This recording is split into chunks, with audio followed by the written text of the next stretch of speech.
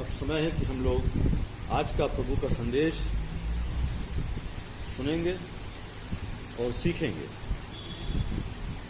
मत्ती की इंजील उसका 8वां अध्याय और 5वीं आयत से लेकर के 13वीं आयत तक हम लोग पढ़ेंगे, उसमें चलेंगे। बहुत प्यारे पिता परमेश्वर, बड़ी इज्जत बड़े सम्मान के साथ अपने सरों को आपकी हुजूरी में झुकाए हुए इस हैकल में हम यहाँ मौजूद हैं। ओ पिता, हम सब के साथ हैं, मुझे अपने हाथों में ले इस्तेमाल करें, ताकि जो संदेश आज अब अपने लोगों को देना चाहते हैं वो मेरे माध्यम से आपके लोगों तक पहुँच सके। लोगों के भी साथ हो पिता, ताकि वो भी उस संदेश को जो आप उन्हें आज देना चाहते हैं अपने दिलों में ग्रहण कर सकें और दूसरों को भी बांटने वाले हो सकें। यीशु मसीह के नाम से मांगते हैं। अभी हमारे सामने भाई श्रवण कुमार जायसवाल जी ने मत्ती की इंजील 8वां अध्याय और उसकी 5वीं आयत से लेकर के 13वीं आयत तक पढ़ा है। कुछ समय पहले हम लोगों ने मत्ती की इंजील इसके पहले आयत से लेकर के 4 आयत तक, जहां पर एक कोढ़ी के चंगा करने का विषय है, उसको हमने पढ़ा था और उसको हमने सीखा था। आज उससे थोड़ा आगे हम लोग एक सूबेदार के विश्वास के ऊपर विचार करेंगे। और यहाँ देखिए इस तरह से लिखा हुआ है, जब वह कफरनहूम में आया तो एक सूबेदार ने उसके पास आकर उससे विनती की, हे प्रभु। जो पहली बात उसने आकर के यीशु मसीह से कही वो ये कही, हे प्रभु। ये एक बहुत बड़ी बात है। अगर हम इसको ध्यान से पढ़ें और समझने का प्रयास करें तो एक सूबेदार का प्रभु यीशु मसीह को हे प्रभु कह के संबोधित करना एक बड़ी बात है। क्यों? थोड़ा सा हम लोग समझें कि ये सूबेदार है कौन, ये सूबेदार क्या होता है। उस समय की जो सामाजिक, आर्थिक, राजनीतिक परिस्थिति थी कफरनहूम में, उस गलीली, उस पूरे एरिया में जहां पर यीशु मसीह प्रचार कर रहा था, जहां इस्राएली रहते थे, उस पूरी जगह पर रोमी सरकार का शासन था। उन्होंने उस इस्राएलियों के उस जमीन पर, उस जगह पर अपना कब्जा कर लिया था और अपने शासन को चलाने के लिए और अपने शासन को बनाए रखने के लिए उनकी एक फौज वहां पे हुआ करती थी। और उस समय वहां पे 100 सोल्जर्स की या सैनिकों की एक टुकड़ी होती थी और उस टुकड़ी का जो मुखिया होता था उसको सूबेदार कहते हैं। और ये सूबेदार जो है ये अन्य जाति होते थे, रोमी होते थे। इसलिए ये बड़ी बात है कि एक शासक वर्ग का एक बड़ा अधिकारी अपने अधीन जो इस्राएली हैं उनके एक व्यक्ति को आकर के कहता है, हे प्रभु। ये एक छोटी बात नहीं, ये एक बहुत बड़ी बात है। एक बहुत बड़ा सम्मान वो देता है। और ये सम्मान कैसे आ गया उसके अंदर, ये सम्मान की भावना आखिर कैसे उसके अंदर आ गई।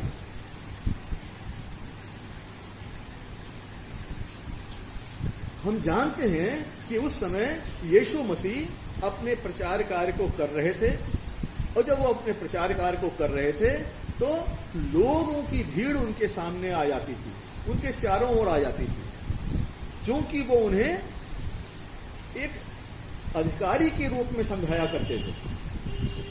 जो भी उनके उपदेश होते थे उसमें बड़े अधिकार के साथ वो कहते थे।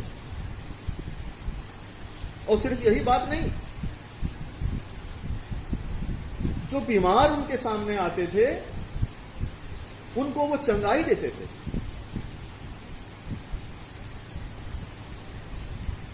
ऐसे लोग जिनको दिखाई नहीं दे रहा है, जिनकी आंखें खराब हैं, उनको यीशु मसीह आंखें दे रहा था, चंगाई दे रहा था, उनको दिखाई देने लग रहा था। कल्पना कीजिए कि जब पहली बार ऐसा हुआ होगा तो क्या हुआ होगा उस जगह पर। एक तहलका मच गया होगा। लोगों में एक लहर दौड़ गई होगी, अरे ये क्या, एक आदमी है जिसका नाम यीशु है, उसने एक अंधे की आंख को ठीक कर दिया, बीमारियों को वो दूर कर देता है,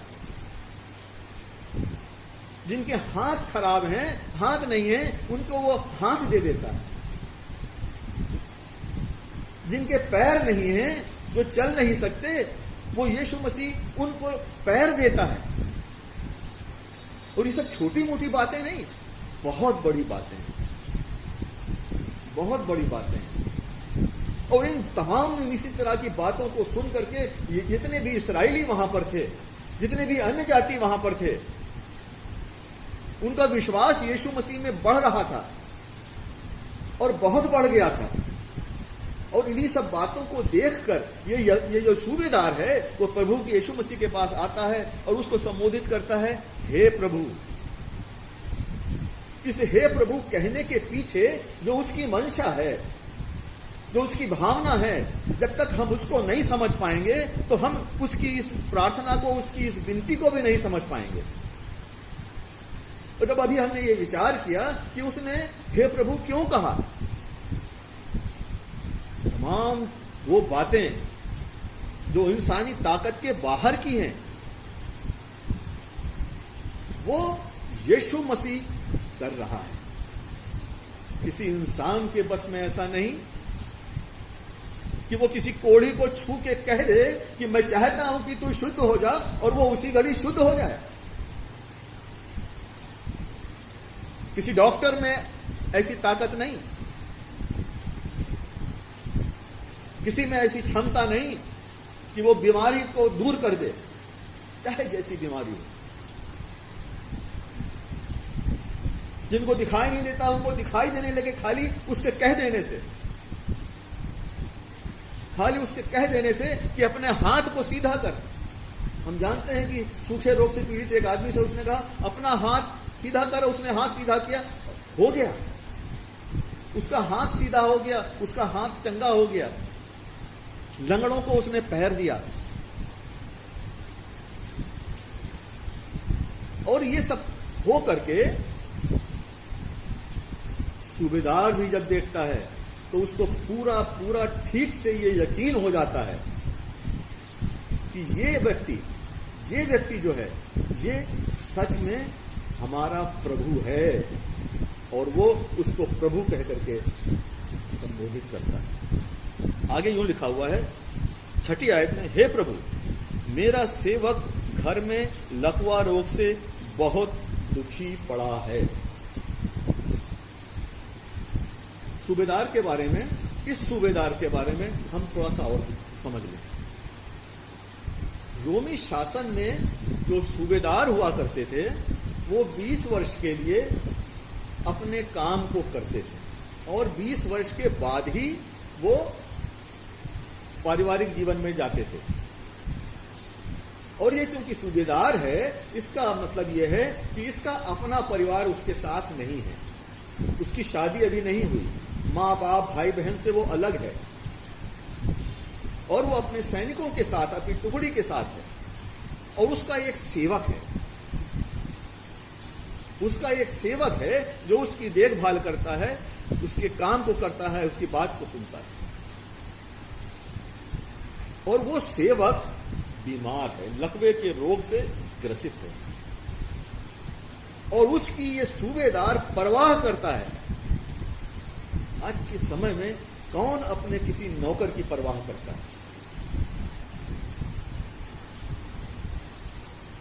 बहुत कम लोग पाए जाते हैं जो अपने नौकर की, अपने सेवकों की, अपने सबऑर्डिनेट्स की परवाह करते हैं। और हम सब जानते हैं कि जो सच में अपने सबऑर्डिनेट्स की, अपने नौकर की, अपने अधीन लोगों की परवाह करता है, परमेश्वर उससे कितना प्रसन्न होता है, कितनी आशीषें उसको मिलती हैं। ये लकवे से, रोग से ग्रसित ये सेवक जो है, यही उसका परिवार है उस जगह पर। उसका प्रेम बता रहा है कि वो उसको अपने परिवार की तरह से मानता है, और इसीलिए जब वो बीमार है, उसकी बीमारी से ये सूबेदार दुखी है। जो व्यक्ति जो बीमार है, लकवा रोग से ग्रसित है, वो तो बीमार है ही, वो तो परेशान हाल में है ही, लेकिन उसकी परेशानी को देख करके ये सूबेदार भी परेशान है।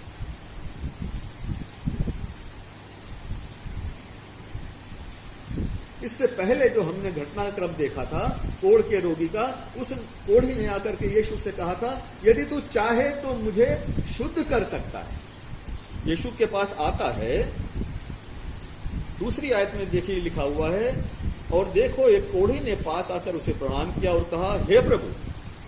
यहां इसने भी हे प्रभु कह करके यीशु को संबोधित किया, और आगे क्या कहता है, यदि तू चाहे तो मुझे शुद्ध कर सकता है। और यहां पर हम सूबेदार की बात को देखें, वो क्या कह रहा है। छठी आयत में वो निवेदन कर रहा है, हे प्रभु, मेरा सेवक घर में लकवा रोग से बहुत दुखी पड़ा है। यहां पे छठी आयत खत्म होती है और 7वीं आयत शुरू होती है, और 7वीं आयत में देखिए क्या लिखा है, उसने उससे कहा, मैं आकर उसे चंगा करूंगा।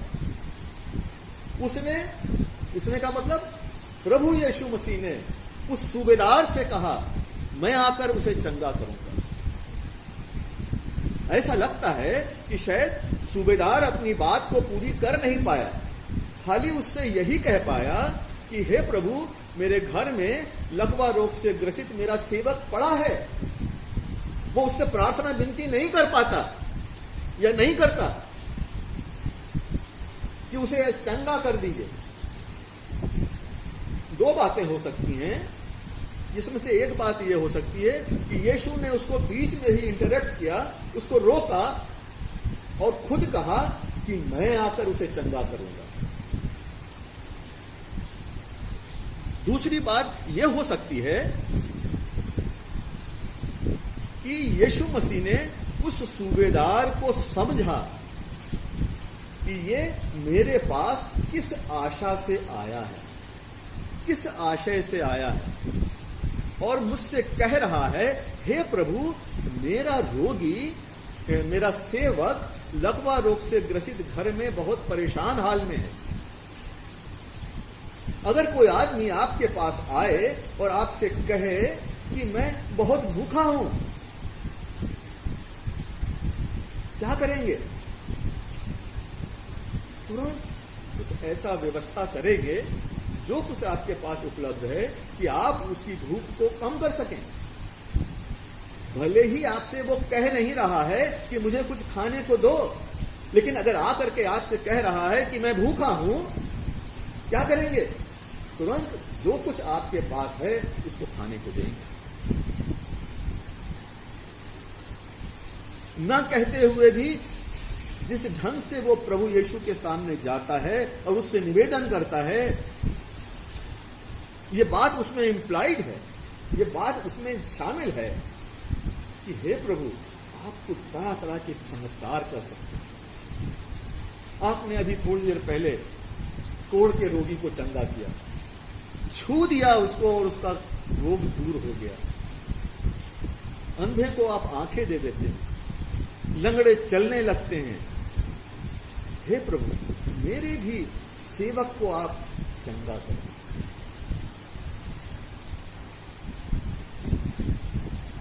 ना कहते हुए भी उसने कहा और प्रभु यीशु ने उसकी बात को समझा। आज हम लोग पढ़े लिखे लोग कहलाते, बहुत से ऐसे भी लोग हैं जो पढ़े लिखे नहीं हैं, अपनी बात को कह पाना नहीं जानते, कैसे अपनी बात को कहें, उनके पास अच्छे शब्द नहीं हैं कि वो अच्छे अच्छे शब्दों के साथ बहुत ही भावपूर्ण ढंग से, बहुत प्रभावशाली ढंग से अपनी बात को कह सकें। लेकिन जब वो लोग भी परमेश्वर के हुजूरी में आते हैं, उसको अपना प्रभु मानते हैं, भले ही वो इस लायक नहीं कि वो अच्छे से अच्छे शब्दों का प्रयोग करके प्रार्थना करें, जिन भी शब्दों में वो प्रार्थना कर पाते हैं,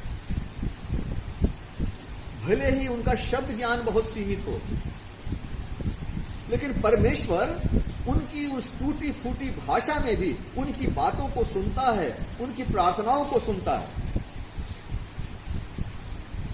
बहुत बार ऐसा होता है कि इस तरह की टूटी फूटी भाषा में प्रार्थना करने वालों की प्रार्थना सुन ली जाती है, लेकिन हम लोग जो बहुत बड़े ज्ञानी हैं, अपनी भाषा पे नियंत्रण रखते हैं, किस तरह से किस शब्द को हमको इस्तेमाल करना है, किस तरह से उसका हमें प्रयोग करना है, हम बहुत अच्छे से जानते हैं। और हम प्रार्थना में उन शब्दों के चक्कर में, जाल में ही फंसे रह जाते हैं और प्रार्थना करते हैं। और हमारा ध्यान इस बात में होता है कि हम कितने अच्छे से अच्छे शब्द को ला करके प्रभु के सम्मुख प्रस्तुत करें, किस भावपूर्ण ढंग से हम प्रार्थना करें। और इसी सोचने के चक्कर में जो हमारा अपना जो प्रार्थना का उद्देश्य ये जो होना चाहिए कि हम प्रभु के सामने अपने आप को समर्पित करें, वो समर्पण की भावना खत्म हो जाती है। खाली शब्द जाल में एक से एक अच्छे शब्द ढूंढने में हम लगे रह जाते हैं और हमारी प्रार्थना फिर नहीं सुनी जाती, क्योंकि हमारा ध्यान प्रार्थना में नहीं बल्कि ये सोचने में, ये ढूंढने में लगा होता है कि इससे अच्छा और कौन सा शब्द हम इसके बाद इस्तेमाल करें ताकि सुनने वालों को उसका के ऊपर उसका प्रभाव पड़े। जब कोई अच्छा बोलने वाला होता है, कोई अच्छा प्रार्थना करने वाला होता है, तो उसकी शब्दों में, उसकी बातों में सुन करके हमें भी उत्तेजना होती है, हमारे अंदर भी कुछ दौड़ने लगता है, हमारा खून, ब्लड सर्कुलेशन बढ़ने लगता है, लोग प्रभावित होते हैं। और यही बात हमको प्रेरणा देती है कि हम एक से एक अच्छे शब्दों का चयन करें। और इन अच्छे शब्दों का चयन करने के चक्कर में हम प्रभु से जो प्रार्थना कर रहे हैं, वो प्रार्थना से हम दूर हो जाते हैं। प्रभु से जब हम प्रार्थना करते हैं तो पूरे मन, पूरी आत्मा, पूरी सच्चाई के साथ, पूरे प्राण, पूरी शक्ति, पूरी सच्चाई के साथ हम उससे प्रार्थना करते हैं। वो हमारी प्रार्थना को सुनेगा, भले ही हम अपनी बात को कह पाएं या न कह पाएं, लेकिन वो हमारी प्रार्थना को, हमारे दिल को देख करके सुनेगा। हम उड़ाऊ पुत्र का दृष्टांत जानते हैं, चला गया था और जब वो अपने मन में पछतावा करके अपने घर लौट रहा था, तो हम जानते हैं कि दूर से उसके पिता ने उसको देखा, वो उस तक पहुंच नहीं पाया, वो दौड़ के गया, उसको गले लगाया। माफी मांगने की नौबत नहीं आई थी उस समय तक। हमारा प्रभु परमेश्वर हमको इसी तरह से देखता है, हमारे दिलों को जांचता है कि हम सच्चे दिल से उसके पास आए हैं कि नहीं आए। ये सूबेदार प्रभु के पास सच्चे दिल से आया था। परमेश्वर ने उससे कहा, मैं आकर उसे चंगा करूंगा। और उससे भी बढ़ के एक बड़ी बात और यहां पे देखिए सामने आती है। 8वीं आयत में यूं लिखा हुआ है, सूबेदार ने उत्तर दिया, हे प्रभु, मैं इस योग्य नहीं कि तू मेरी छत तले आए। हे प्रभु, मैं इस योग्य नहीं कि तू मेरी छत तले आए। एक और बहुत बड़ी बात, एक और बहुत बड़ी बात इस सूबेदार के अंदर देखने को मिलती है। सूबेदार अन्य जाति था और उस समय के इस्राएलियों में यह बात थी कि कोई भी इस्राएली किसी अन्य जाति के घर नहीं जाता था, और अगर किसी भी कारण से वो किसी अन्य जाति के घर चला जाता था तो उसको अनक्लीन, अशुद्ध समझा जाता था। और ये बात ये सूबेदार जानता था और वो ये नहीं चाहता था कि उसके घर आकर के वो अशुद्ध कहलाए, लोग उसको अशुद्ध कहें, अशुद्ध समझें।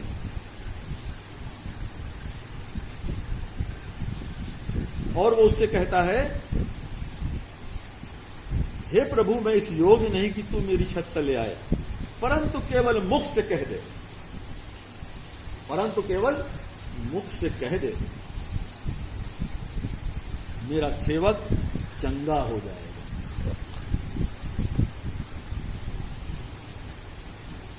और आगे कहता है, क्योंकि मैं भी पराधीन मनुष्य हूं और सिपाही मेरे अधीन है।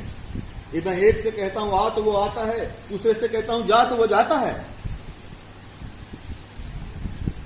जितना कॉन्फिडेंस उसको अपने अधीन लोगों के ऊपर था, कि अपने सैनिक से जिससे मैं कहूंगा तू जा तो वो जाएगा, तू यहां आ तो वो आएगा, जिससे जो करने को कहूंगा वो करेगा। कोई सिपाही, कोई सोल्जर अपने अधिकारी के आदेश का पालन न करे, ऐसा नहीं होता था। और इसीलिए वो सोचता है, वो समझता है, उसको पूरा विश्वास है कि जिस तरह से मेरे अधीन मेरे सैनिक हैं, उसी तरह से इस प्रभु परमेश्वर, जिसको मैं प्रभु मान रहा हूं, जिसको मैंने प्रभु कह के संबोधित किया है, जो मेरे घर में आके मेरे सेवक को चंगा करना चाहता है, इसके भी अधीन उसी तरह से ये बीमारियां हैं, ये जो अंधों को आंखें दी जा रही हैं, ये सब चीजें उसके कहने पे हो रही हैं। उसके बातों में, उसके शब्दों में इतनी ताकत है।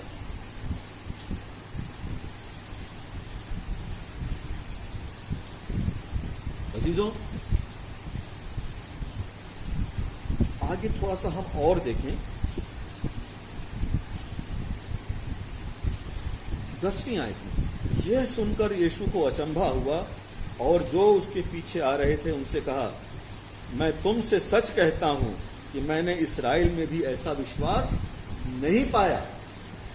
इस्राएल में भी ऐसा विश्वास नहीं पाया। ऐसा क्यों कह रहा है? यीशु मसीह ऐसा इसलिए कह रहा है कि इस्राएली ये पुराने नियम को ठीक से जानते थे। उन्होंने उत्पत्ति की पुस्तक को ठीक से पढ़ा हुआ था और वो जानते थे कि परमेश्वर ने सृष्टि की रचना कैसे की। प्रभु ने कहा, यहोवा परमेश्वर ने कहा, उजियाला हो, उजियाला हो गया। जल 2 भाग हो जाए, ऊपर का जल और नीचे का जल हो गया, कह दिया और हो गया। यहूदी जानते थे इस बात को। नीचे का जल एक जगह पे इकट्ठा हो जाए और सूखी भूमि दिखाई दे, ये प्रभु ने कहा और हो गया। पृथ्वी पर हरी हरी घास, छोटे छोटे पौधे और तमाम तरह के वृक्ष पैदा हो जाएं और पैदा हो गए। ये बात इस्राएली यहूदी जानते हैं। परमेश्वर ने कहा, दिन से रात को अलग करने के लिए 2 ज्योतियां हो जाएं। सूरज और चांद का निर्माण कर दिया उसने, कह दिया और निर्माण हो गया। पृथ्वी, पक्षी के ऊपर पृथ्वी आकाश के अंतर में उड़े, उसने कहा और पक्षी पैदा हो गए और उड़ने लगे। जल तरह तरह के जंतुओं से भर जाए, उसने कह दिया और हो गया। और यही बात, यही चीज वो प्रभु यीशु मसीह में देख रहे हैं कि वो कह रहा है कि आंखें खुल जाएं, और आंखें खुल गई। कोढ़ दूर हो जाए, कोढ़ दूर हो गया। बीमारी दूर हो जाए, बीमारियां दूर हो गई। दुष्ट आत्माएं निकल जाएं, दुष्ट आत्माएं निकल रही हैं। इतना सब देखने और सुनने के बाद भी वो इस बात को नहीं जान पा रहे कि जो सिर्फ कह देने से जो हो जाता है, वो किसके कहने से हो जाता है? परमेश्वर के कहने से हो जाता है। वो अब भी नहीं समझ पा रहे हैं कि ये वही मसाया है जिसका जिक्र पुराने नियम में किया गया है। अपनी आंखों से देख रहे हैं। इसीलिए यीशु मसीह उनसे कहता है 10वीं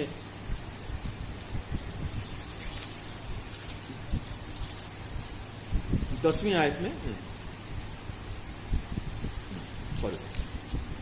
हाँ 10वीं आयत में, यह सुनकर यीशु को अचंभा हुआ और जो उसके पीछे आ रहे थे उनसे कहा, मैं तुमसे सच कहता हूं कि मैंने इस्राएल में भी ऐसा विश्वास नहीं पाया। जो जानते हैं कि परमेश्वर की सामर्थ्य क्या है, परमेश्वर कैसे काम करता है, वो जानते हैं, लेकिन फिर भी विश्वास नहीं करते। हम मसीही हैं, हम खुदा के बुलाए हुए लोग,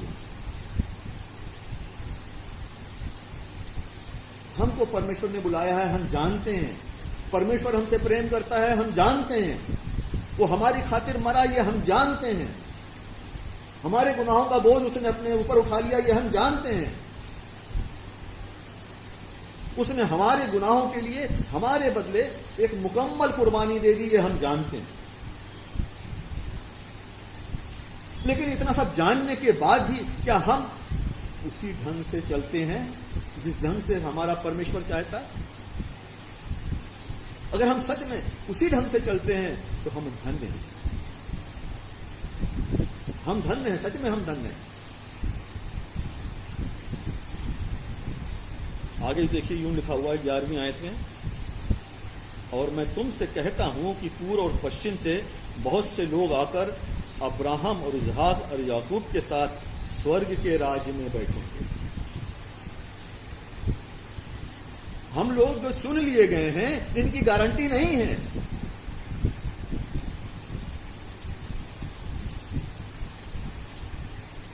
हमारे चुन लिए जाने से हम स्वर्ग के राज में नहीं पहुंच जाने वाले, जब तक कि हमारा विश्वास इस सूबेदार की तरह ना हो, उस कोढ़ी की तरह ना हो जो परमेश्वर से आके कहता है यदि तू चाहे तो मुझे शुद्ध कर सकता है। उन तमाम भीड़, उन तमाम बीमार, उन तमाम दुष्ट आत्मा से ग्रसित लोगों के लिए का जो विश्वास यीशु मसीह पे था, वो सब उसी तरह के विश्वास के लोग स्वर्ग के राज्य में जाने वाले हैं। हम अपने आप को टटोलें और देखें कि हम कहां पर हैं। और आगे देखिए फिर यूं लिखा हुआ, तब यीशु ने सूबेदार से कहा, जा, जैसा तेरा विश्वास है वैसा ही तेरे लिए हो। और वैसा ही उसके लिए हो गया। उसका जो सेवक था उसी घड़ी वहां पर ठीक हो जाता है।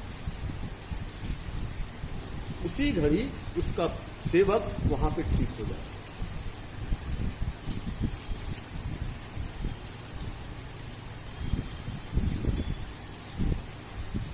अंत में